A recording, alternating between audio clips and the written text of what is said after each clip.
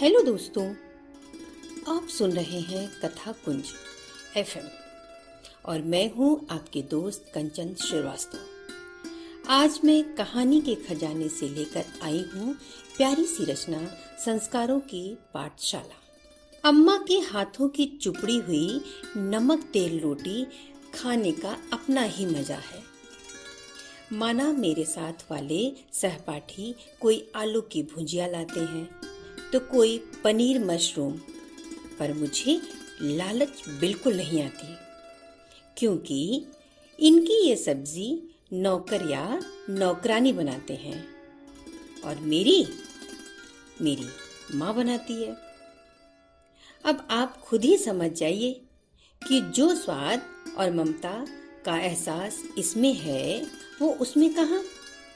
पर मेरी एक बात समझ में नहीं आई आज तक कि जब मैं बाबा, दादी, बुआ, पापा के पैर छूकर आशीष लेकर अम्मा की तरफ बढ़ता हूँ तो पापा को छोड़कर सबका मुंह क्यों बन जाता है।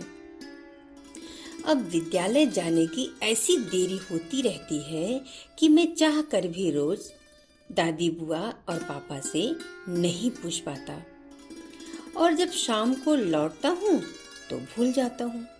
पर वर्षों इस प्रश्न के साथ अकेले ही जूझता रहा हूँ। जूझते जूझते आज इतना बड़ा हो गया कि पूछने में झिझक नहीं रही।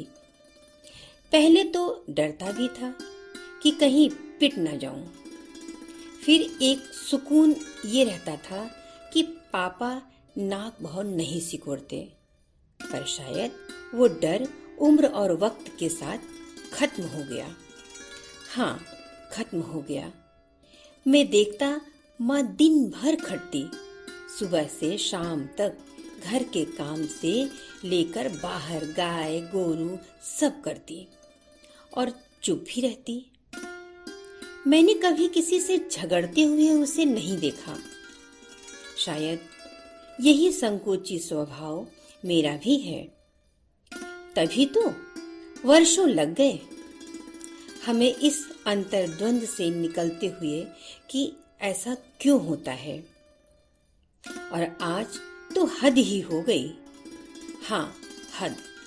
शायद तभी सारी सीमा रेखा पार ही कर पाया, वरना आज भी चुप रहता। मैं पीसीएस की परीक्षा फल लेके सीधे माँ के कमरे में जाने लगा तो दादी बाबा ने मुझे बीच के गलियारे में ही रोक लिया और पूछा, अरे अखबार लिए कहाँ जा रहे हो? हमें भी तो बताओ, क्या परिणाम आया है? तो मैंने कहा, नहीं, पहले मैं माँ को सुनाऊंगा। इस पर बुआ ने कहा, अरे बहुत बोलने लगा है। इस पर चारपाई से उठते हुए पिताजी बोले, कोई बात नहीं, अगर वो माँ से ही साझा करना चाहता है तो इसमें दिक्कत क्या है। जा बेटा जा।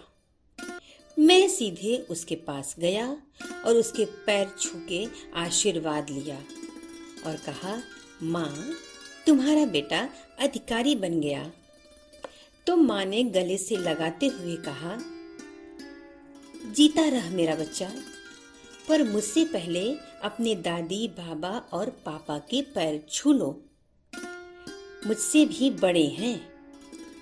जिसे बाहर बैठे सब सुन रहे थे, आज उसे समझ में आ गया कि माँ पढ़ी लिखी जरूर नहीं है, पर संस्कारों की पूरी पाठशाला है। धन्यवाद दोस्तों।